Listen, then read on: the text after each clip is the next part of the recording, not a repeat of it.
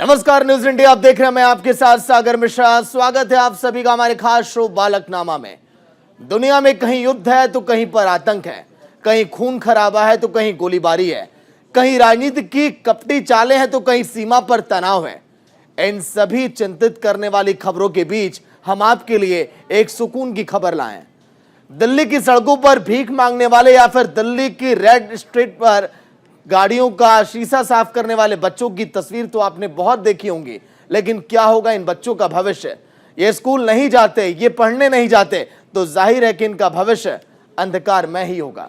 लेकिन दिल्ली की संस्था ने ऐसे ही बच्चों का हाथ थामा है, उन्हें लिखना पढ़ाना सिखाया और आज वो बच्चे उसी संस्था का एक अखबार अब निकालते हैं। बच्चों के लिए निकलने वाले इस अखबार का नाम है बालकनामा।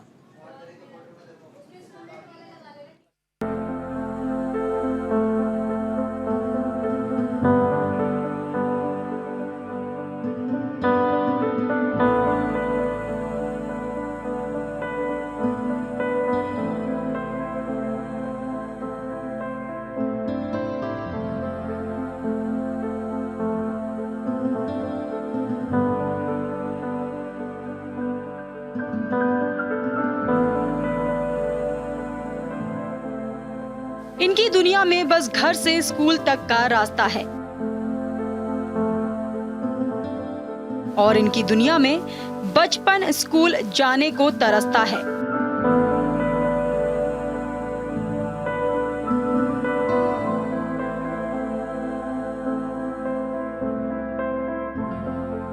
इनके दुनिया में खेल के मैदान इन्हें कितना थकाते हैं। इनकी दुनिया में जिम्मेदारियों का बोझ इन्हें कितना भगाता है।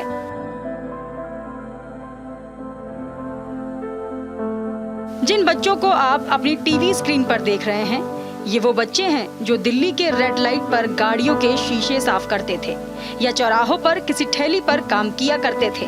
काम करना इनकी मजबूरी थी, पढ़ाई इनका सपना था, एक सम्मानित जीवन जीना इनके लिए दूर की कौड़ी थी।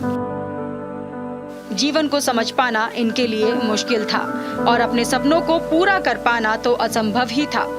इनके लिए जीवन का मतलब सिर्फ काम करते जाना था।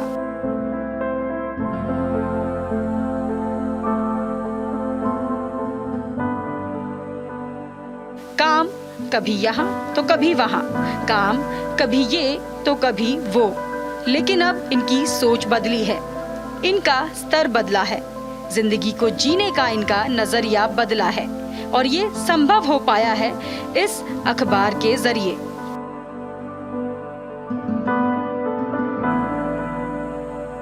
दिल्ली की एक एनजीओ चेतना ने इन बच्चों का हाथ थामा, इनकी शिक्षा की व्यवस्था की और इन्हें बालकनामा से जोड़ा। बालकनामा यानी एक अखबार बच्चों के द्वारा।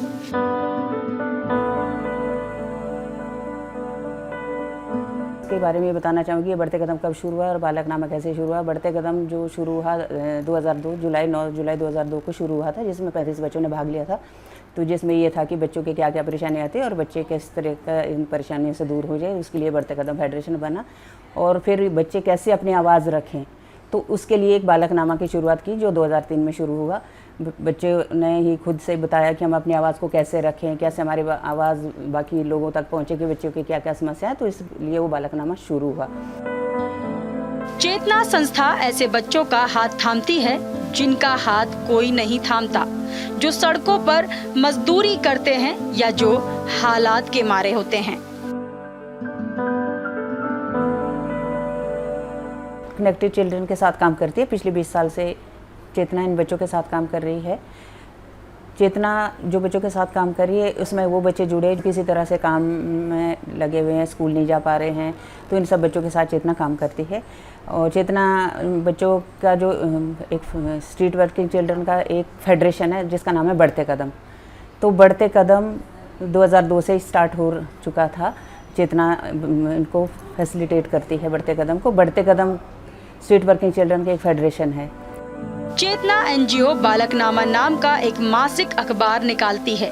ये अखबार बच्चे ही निकालते हैं। बच्चे ही इसका कंटेंट तैयार करते हैं, बच्चे ही इसे एडिट करते हैं और बच्चे ही इसे डिस्ट्रीब्यूट भी करते हैं।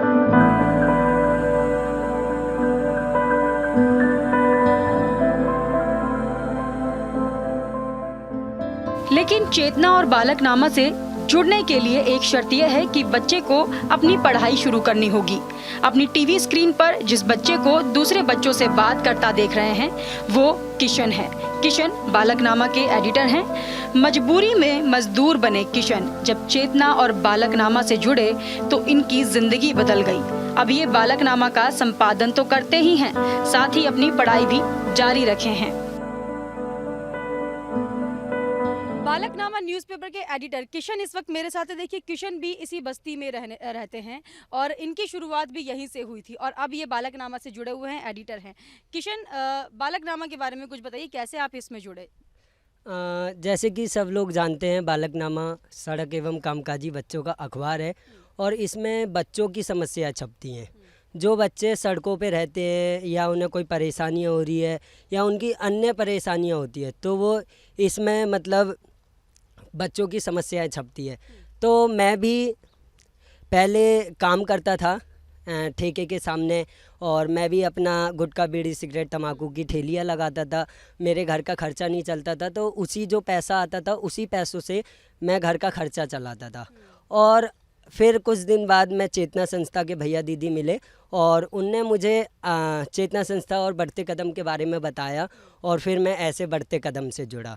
फिर मैंने बढ़ते कदम के बारे में जाना, फिर मैंने अखबार के बारे में जाना और फिर अखबार के बारे में जाना तो फिर मैं बालकनामा अखबार का बातूनी रिपोर्टर बना, फिर मैं लिखावट रिपोर्टर बना, अब वर्तमान में बालकनामा अखबार का एडिटर हूँ। ठीक है, तो लिखना पढ़ना भी सिखाते हैं? जी बिल्कुल। जो बच्चे मतलब कि हमारा एक इसी की तरफ से चेतना संस्था की तरफ से ओपन बेसिक एजुकेशन चलता है तो मैंने 8 क्लास भी ओपन बेसिक एजुकेशन के ही माध्यम से की है। अब मैं वर्तमान में 10वीं क्लास में हूँ NIOS से। किशन बताते हैं कि बचपन में इनके घर के हालात ऐसे हो गए कि इन्हें मजबूरी में मजदूरी करनी पड़ी। पहले दादा, फिर चाचा और फिर पिता की मौत और फिर भाई की बेरुखी ने परिवार को तोड़ कर रख दिया और सारे परिवार की जिम्मेदारी किशन पर आ गई। ठीक है, तो जब आप काम किया करते थे, मजबूरी थी, कुछ माँ बाप भेजा करते थे, क्यों काम करते थे आप? बाल मजदूरी जैसे कि आप भी जानते हैं अपराध है हमारे देश में। जी बिल्कुल। कहने का मतलब यह है कि मैं पहले काम नहीं करता था और अचानक से सन 2017 में ही हमारी घर में अचानक से एक साथ 3 मृत्यु हो गई। दादा, पापा, चाचा।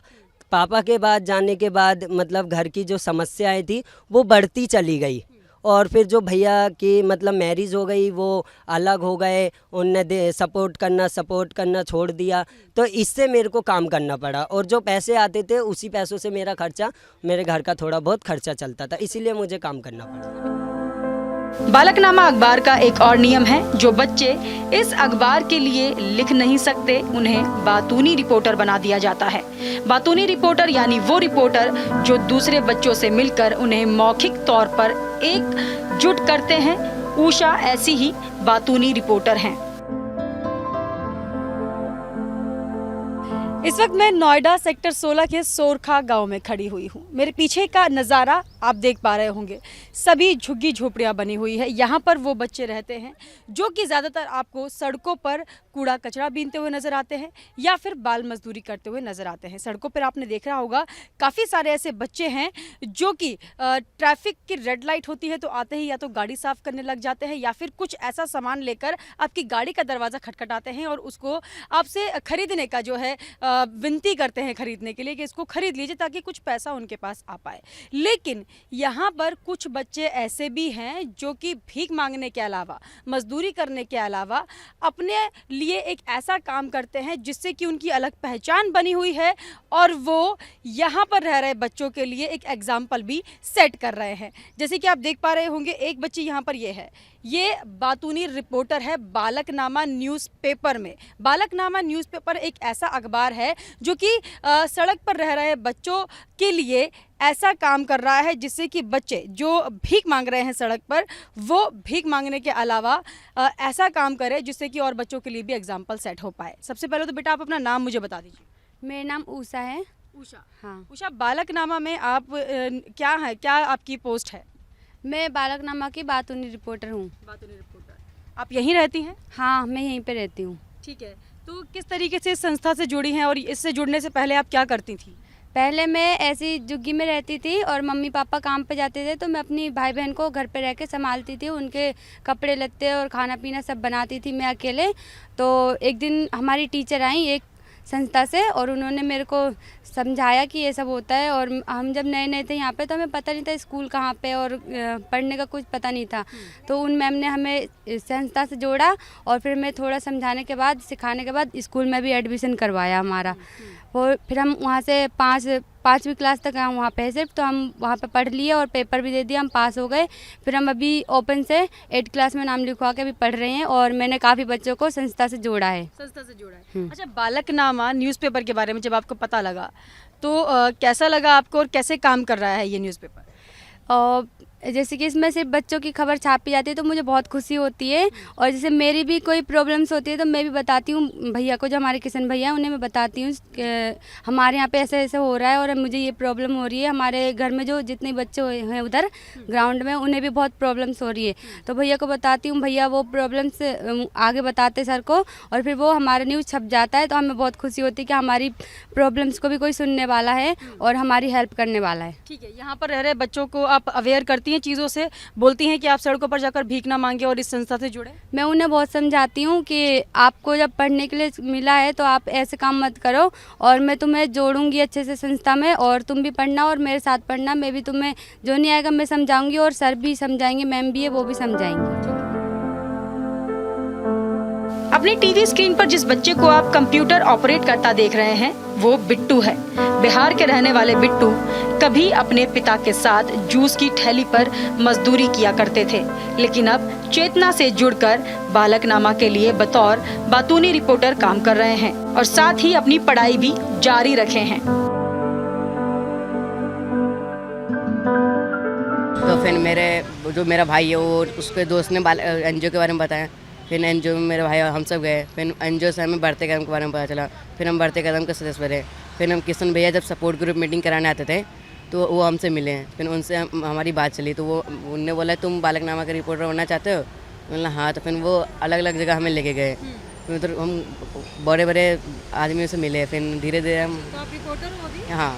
इससे पहले क्या काम करते थे? इससे पहले मैं बिहार में रहता था। बिट्टू और किशन ये बच्चों को मौखिक रूप से वो सारी बातें बताते हैं जो बालकनामा में छपती हैं। जिस तरीके से बालकनामा न्यूज़पेपर का जो काम होता है वो मैंने आपको दिखाया कि किस तरीके से जो रिपोर्टर हैं वो ग्राउंड पे जाकर छोटे बच्चों से बात करते हैं और उनसे न्यूज़ लेकर आते हैं और वो अपने अखबार में छापते हैं। तो बालकनामा की जो डायरेक्टर हैं, जो ये सब कुछ लीड करते हैं, संजय गुप्ता जी, वो इस वक्त मेरे साथ हैं। आइए उनसे ही चर्चा कर लेते हैं। संजय जी, बालकनामा न्यूज़पेपर आप निकाल रहे हैं, छोटे छोटे बच्चे इसमें रिपोर्टिंग का भी काम करते हैं, एडिटर भी हैं बच्चे, मैंने उनसे बात की है। कैसे आपके दिमाग में ये सब आया और कब से आप ये चला रहे हैं? देखिए, ये 2003 की बात है जब एक वर्कशॉप हुई, जैसे चेतना एनजीओ जिसका मैं डायरेक्टर हूँ और बच्चों के लिए, स्ट्रीट चिल्ड्रन के लिए काम करते हैं, तो एक बैठक हो रही थी बच्चों की। तो वहाँ पे ये बात निकली कि बच्चों के पास अपना क्या मैकेनिज्म है जिससे वो अपनी बात लोगों को बताएं। तो बहुत सारे आइडियाज़ आए, तो उसमें एक आइडिया निकला कि क्यों ना अपना एक न्यूज़पेपर, न्यूज़लेटर निकाला जाए जहाँ बच्चे अपने मन की बात लिखेंगे। स्ट्रीट चिल्ड्रन हैं जो अपने मन की बात लिखेंगे। तब से ये सिलसिला शुरू हुआ और मुझे बताते हुए खुशी है कि 103 अंक निकल चुके हैं ऑलरेडी। काफ़ी प्रचलित है, लोग, बच्चे अपने आप लिखते हैं, लोग इसको पसंद करते हैं और इस तरह से ये कारवां चल रहा है। तो बालकनामा ही क्यों? जब आपने देखा, क्या आपके दिमाग में तब आया जब आपने छोटे बच्चों को बाहर काम करते हुए देखा या रोड पे भीख मांगते हुए देखा? ये निश्चित रूप से, जैसे एक, अगर मैं आपको बताऊं, एक कॉन्सेप्ट जो पूरे विश्व में अब प्रचलित है वो ये है बाल भागीदारी। बच्चों की भागीदारी कहाँ है सिस्टम के अंदर। बड़े लोग हैं जो उनके लिए स्कीम बनाते हैं, बड़े लोग हैं जो उनके लिए सोचते हैं, बड़े लोग हैं जो उनके लिए पॉलिसीज़ बनाते हैं, तो बच्चे कहाँ हैं? तो ये एक उसका प्रयास था कि बच्चों को अपना एक स्थान मिलना चाहिए और न्यूज़पेपर से बेहतर क्या हो सकता है कि अगर वो अपनी बात अपने सबको बता रहे हैं। अच्छा, तो आप बच्चों को कैसे आपने कन्विंस किया रिपोर्टिंग के लिए? क्योंकि कई ऐसे बच्चे हैं जो शायद पढ़ लिख नहीं पाते हैं, तो वो बोलकर अपना काम करते हैं, जैसे बोलता रिपोर्टर आपने बनाया हुआ है। तो कैसे आपने ये शुरू किया और बच्चों को कैसे कन्विंस किया इस काम के लिए? देखिए बहुत मुश्किल नहीं था। शुरुआत में थोड़ी दिक्कत ज़रूर हुई, जब पहला एडिशन निकला उतना आसान नहीं था। न्यूज़ को इकट्ठा करना, बच्चों की सुरक्षा का भी सवाल है। देखिए ये तो हमारे एक भाव है कि हम कहते हैं कि रिपोर्टर है, पर उसकी सुरक्षा हमारी जिम्मेवारी है। बच्चे अगर कहीं भी जाते हैं उनकी देख रेख है, प्लस ये है कि वो कैसे बोलेंगे कैसे, तो इसकी बाकायदा ट्रेनिंग हुई। और मैं अगर आपको बताऊं तो पहले जो शुरू का जो स्पेल था उसमें तो ट्रेनिंग की ज़रूरत पड़ी। अब तो ये ऑन द जॉब है, मतलब जो आप बच्चे जो ये सब सीखते हैं करते हैं, इसकी वर्कशॉप्स होती हैं, ट्रेनिंग्स होती हैं, वहाँ पे ये एक तरह से बैटन हैंड ओवर हो रहा है। मैंने आपसे सीखा, मैंने दूसरे को पकड़ाया, दूसरे ने तीसरे को पकड़ाया, और इस तरह से ये सिस्टम चल रहा है। तो अब बहुत ज़्यादा एफर्ट नहीं करना पड़ता है। तो बच्चे जुड़ना कैसे शुरू हुए? आपने पहले क्या चेतना जो आप कह रहे हैं, बढ़ते कदम भी आपकी एनजीओ है, पहले उससे जुड़े फिर बालकनामा में काम करना शुरू किया? जी बिल्कुल, मतलब देखिए अगर जो हमारे एक तरह से बेनिफिशरीज जिनको हम बोलते हैं, तो मेनली चेतना के बेनिफिशरीज़ हैं, जो चेतना एनजीओ है जो स्ट्रीट चिल्ड्रन के लिए काम करती है। और उन बेनिफिशरीज़ में से हम उन बच्चों को चयन करते हैं जो ज़्यादा पोटेंशियल दिखाते हैं अपनी बात। थोड़ा देखिए स्लाइटली एग्रेशन चाहिए इसमें, आपके अंदर करेज होना चाहिए कि आप स्लम्स में जा सकें, आपके अंदर करेज होना चाहिए कि आप बात कर सकें। बड़ी मीटिंग्स में जाते हैं, यहाँ तक कि जो है माननीय लोकसभा स्पीकर्स तक मिले हैं, सबसे मिले हैं, तो उसके लिए करेज होना चाहिए। तो करेज इज़ वेरी इंपॉर्टेंट। दूसरा हम लोग क्या करते हैं कि हम उनको बढ़ावा देते हैं, हौसला देते हैं। जो लोग लिख नहीं सकते उनको बोलने का बता दिया, थोड़े दिन में वो सीख जाते हैं। देखिए हर एक के पीछे एक पैमाना है। जो रिपोर्टर बनेगा उसको पढ़ना मैंडेटरी है। आपको चाहे ओबीई से पढ़िए, ओपन बेसिक एजुकेशन से पढ़िए, चाहे पूरी शिक्षा से पढ़िए। और इस प्रयोग में मैं आपको बताऊं कि आज तक लगभग 400 से ज़्यादा बच्चे परोक्ष रूप से बेनिफिट हुए हैं। या तो वो बहुत बड़े उस पर पहुँचे हैं, उन्होंने अपना जीवन का मुकाम हासिल किया, किसी ने आधार की एजेंसी खोल ली, किसी ने कोई होटल में एक बड़ा अच्छा शेफ़ बन गया। ऐसे बच्चों की एक फहरिस्त है जिन्होंने सिर्फ बालकनामा का सफ़र करके एक करेज हासिल किया और मुकाम हासिल किया। तो ये बच्चों की शिक्षा का खर्चा कौन उठाता है? आप ही और आपकी संस्था उठा? जी, ये हमारी तरफ से एक पूरा ये है कि जो बच्चे इसमें मदद करेंगे, रिपोर्टिंग करेंगे, उनकी पूरा स्टाइपेंड, उनको जो उनकी शिक्षा दीक्षा, उनका खाना पीना, उनका मूवमेंट, सबका खर्चा जो है संस्था देती है। चेतना एनजीओ 2002 में शुरू हुआ था और उसके 1 साल बाद बालकनामा अखबार शुरू हुआ था। मतलब लगभग 20 वर्ष का समय गुजर गया है। अब कई सक्सेस स्टोरीज भी हैं। ये सुभाष कुमार हैं, बिहार के रहने वाले, पिता शराबी, घर में आय का जरिया नहीं। साल 2000 में 14 साल की उम्र में दिल्ली आए तो दिल्ली के चौराहों पर किताब बेचने का काम करने लगे। कुछ दिनों बाद ये चेतना से जुड़े, चेतना से जुड़कर अपनी पढ़ाई पूरी की और अब खुद का जन सेवा केंद्र चलाते हैं। बालकनामा में काम करने वाले सुभाष कुमार इससे पहले सन 2000 में वो दिल्ली आए थे और रेड लाइट पर काम किया करते थे, लेकिन आज वो खुद का एक काम खोलकर बैठे हैं, जो कि आधार कार्ड बनाते हैं, ऑनलाइन पैन कार्ड बनाते हैं और काफ़ी सारे बैंक्स में इनकी एजेंसीज भी चलती है, यानी कि अपना खुद का काम ये खोलकर आज बैठे हैं। तो सुभाष कुमार जी इस वक्त मेरे साथ हैं। सुभाष जी, आपने बालकनामा से शुरुआत की, चेतना एनजीओ से शुरुआत की, 2000 में आप आए थे। क्या काम करते थे आप इस एनजीओ से जुड़ने से पहले? मैं लाल बत्ती पे किताबें और मैगजीन बेचा करता था, अर्चना की रेड लाइट पे और मूलचंद की लाल बत्ती पे। फिर वहाँ से मेरी चेतना और बढ़ते कदम नामक संस्था से शुरुआत हुई। उसके बाद मैं धीरे धीरे बढ़ते कदम से जुड़ने लगा। बढ़ते कदम हमारा सड़क एवं कामकाजी बच्चों का एक संगठन था। वहाँ पे हम लोगों को ट्रेनिंग दी जाती थी और फिर वहाँ से हमें एडमिशन करवाया उन्होंने 10वीं क्लास में, जो चेतना के स्टाफ मेंबर थे। तो फिर हम 10वीं में एडमिशन लिए, फिर 10वीं पास किए, फिर 12वीं पास किए, फिर BSW से ग्रेजुएशन किया, फिर मास्टर डिग्री फर्स्ट ईयर करने के बाद हम पढ़ाई छूट गई क्योंकि शादी के बाद। बढ़ते कदम से 2003 से जुड़ने के बाद हमारा एक न्यूज़पेपर आता था बालकनामा, जिसका मैं संपादक रहा हूँ। बालकनामा में हम लोग अपनी विचार लिखते थे कि सरल एवं कामकाजी बच्चों को हम लोगों को किन किन तरीके से परेशानी आती है, बच्चे हम लोग कैसे सड़क पे सोते हैं, और भी कई सारे, जैसे पुलिस वाले कई बार रात को सोने थे, उनको पिटाई भी करते थे। हम लोग भी लाल बत्ती पे काम करते थे, तो हमें भी क्योंकि मना करते थे लाल बत्ती पे बेचने पे, कई बार हमें वो पिटाई भी करते थे पकड़ लेने के बाद, क्योंकि ऊपर से सरकार का ऑर्डर था कि लाल बत्ती पे काम नहीं करने देना है, जिससे वहाँ पे भीड़ होती है, भीख मांगने वालों की संख्या ज़्यादा होती है। तो रेड लाइट पर काम करने की क्या मजबूरी थी आपकी? क्यों आप रेड लाइट पर काम किया करते थे? क्योंकि हम लोग गांव से आए थे। गांव में हम लोग का इसलिए पढ़ाई छोड़ कर आए थे क्योंकि मेरे पिताजी शराब पीते थे। शराब पीने के कारण मेरी जो है घर की आर्थिक स्थिति ठीक नहीं थी। ऐसे ही ये ज्योति हैं, निजामुद्दीन के रैन बसेरों में रहती थी। घर में शराबी पिता, आर्थिक तंगी और परिवार की जिम्मेदारियों ने ज्योति को बचपन में ही मजदूर बना दिया। चेतना से जुड़ने के बाद ज्योति ने पढ़ाई शुरू की। आज ज्योति 10वीं में है और चेतना एनजीओ के लिए काम कर रही हैं। इस वक्त मेरे साथ ज्योति हैं। ज्योति जो कि निज़ामुद्दीन पर एक फ्लाईओवर के नीचे रहा करती थी। उसके बाद जब वहाँ पर भारी बारिश हुई, पानी भर गया, तो फिर उन्होंने रैन बसेरा का सहारा लिया। लगभग 3 से 4 साल ये रैन बसेरे में रही। इसके बाद ये चेतना संस्था से जुड़ी, फिर बालकनामा से जुड़ी और आज ये यहाँ पर काम भी कर रही हैं, बच्चों को पढ़ाती भी हैं और सैलरी भी अच्छी खासी उठा रही हैं। ज्योति, तुम अभी इस संस्था से जुड़ी हुई हो, बालकनामा के लिए भी काम करती हो, बच्चों को पढ़ाने का भी काम करती हो। कैसे तुम्हारी शुरुआत हुई थी इस जर्नी की, हमें कुछ बताइए अपने बारे में। मैं 2000 के मतलब 2006-07 की बात बता रही हूँ। उस समय मेरे जो पापा थे वो बैटरी रिक्शा चलाते थे, तो उन्हें मतलब बैटरी रिक्शा चलाते थे, तो फिर वो घर के मतलब वो काम वाम करके घर में पैसे वैसे भी देते थे वो। फिर ऐसे ही करते करते फिर उन्हें ड्रिंक की आदत लग गई। फिर ड्रिंक की आदत लगने के बाद में फिर मतलब वो ज़्यादा से ज़्यादातर पैसे वो अपनी ड्रिंक पे ही खर्च करते थे वो। फिर हमें पैसे देना उन्हें कम करा, क्योंकि हमारी उम्र मतलब मेरे घर में जो बहन भाई थी उनकी उम्र भी बहुत छोटी थी, तो हमारा अभी ना हमें दिल्ली के बारे में पता भी नहीं था। तो इसीलिए फिर हम लोग, जो मेरे पापा थे, फिर उन्होंने बिल्कुल पैसे देना बंद कर दिया। फिर उसके बाद हम लोगों से भीख मांग के ही खाते थे, क्योंकि जब हमारे पास पैसे नहीं तो हम खाते भी क्या खाते। और ना हमें किसी नॉलेज था कि यहाँ पे कहीं सरकारी खाना ही मिलते हैं, कुछ भी मिलते हैं, हमें कुछ भी नहीं पता था। उसके बाद में फिर जहाँ मैं जिस झुग्गी में मैं रहती थी, वहाँ पे आसपास झुग्गियाँ थी, तो वहाँ पर क्या होता था कि मतलब ज़्यादातर बच्चे वहाँ पे भीख मांगने जाना या कबाड़े बिनने जाना या होटलों में काम करना, इस तरह के काम करते थे। फिर मुझे इसी तरह से फिर मैंने जब देखा, और मैं उस समय 7-8 साल की थी, तब मैंने जब देखा जाने के बाद में फिर मैंने भी उन लोगों के साथ गई। फिर सबसे पहले मैंने बैगिंग करना शुरू करा। फिर बैगिंग करके फिर मैं उससे अपने घर चलाती थी, मैं अपने मेरे भैया के साथ में, और उसी के साथ में फिर मैंने रैक पिकिंग करना शुरू करा।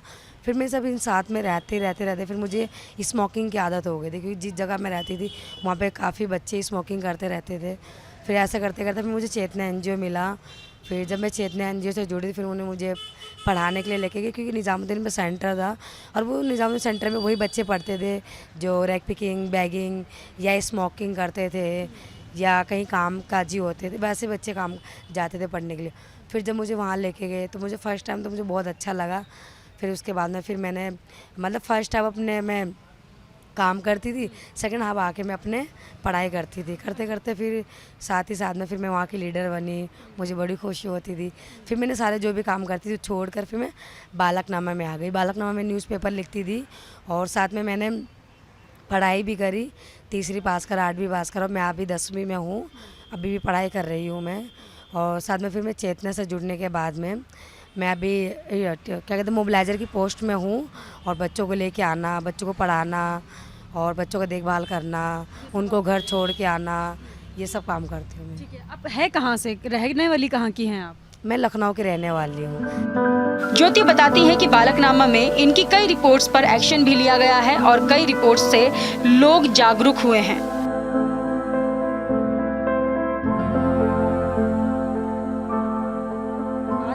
आपने क्या रिपोर्टिंग की थी, क्या खबरें आप लिखती थी या फिर क्या करती? मैं बालकनामा में मतलब बातूनी रिपोर्टर थी।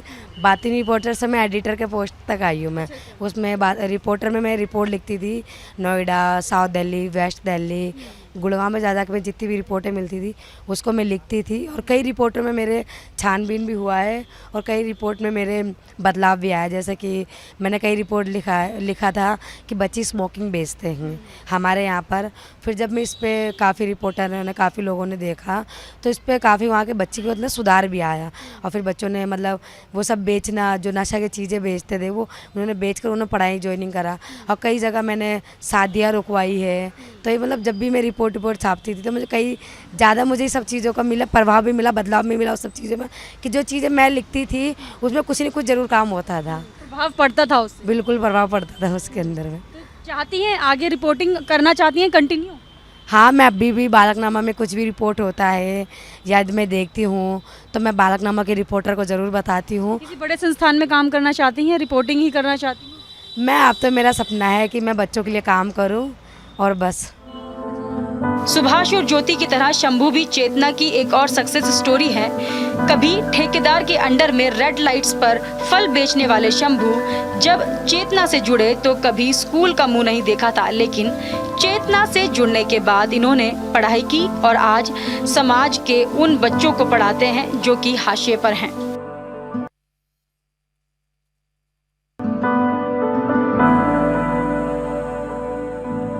बालकनामा एक ऐसा अखबार है जो कि सड़क पर काम कर रहे बच्चों को उनकी ज़िंदगी जीने के लिए उनको एक मौका देता है।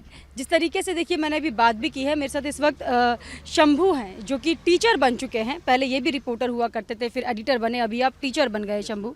बालकनामा अखबार ने आप लोगों को चांस दिया आगे बढ़ने का, किस तरीके से शुरुआत हुई थी? आप सभी को नमस्ते, मेरा नाम शंभू है। मैम, जब मैं यहाँ पे मैं पहले दिल्ली में रहता था और मेरा फादर मुझे यहाँ पे काम कराने के लिए आया था। मैं खीरा बेचने का काम करता था ठेकेदार के अंदर में रह के। तो मुझे बालकनामा की मदद से मुझे पढ़ाई लिखाई करने का मौका मिला। बालकनामा में एक नियम है कि जो भी बच्चा बालकनामा से जुड़ते हैं उसको सबसे पहले हम लिखना पढ़ना सिखाते हैं।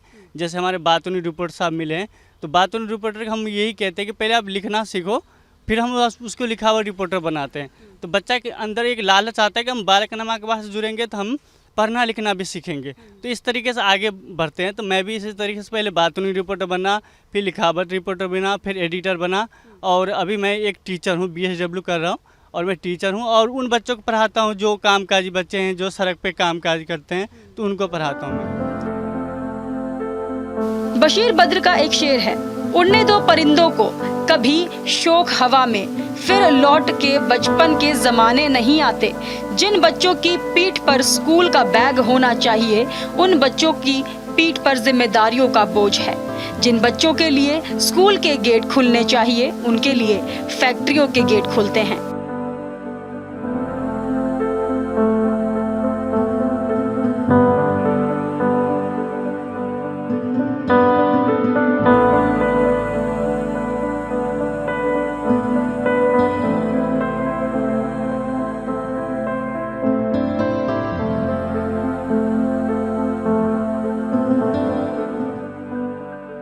चेतना जैसे NGO ऐसे बच्चों की उंगली थामकर उन्हें जीवन की डगर वापस लाता है, जिनके सामने जिंदगी के नाम पर सिर्फ एक अंधेरी सुरंग भर होती है।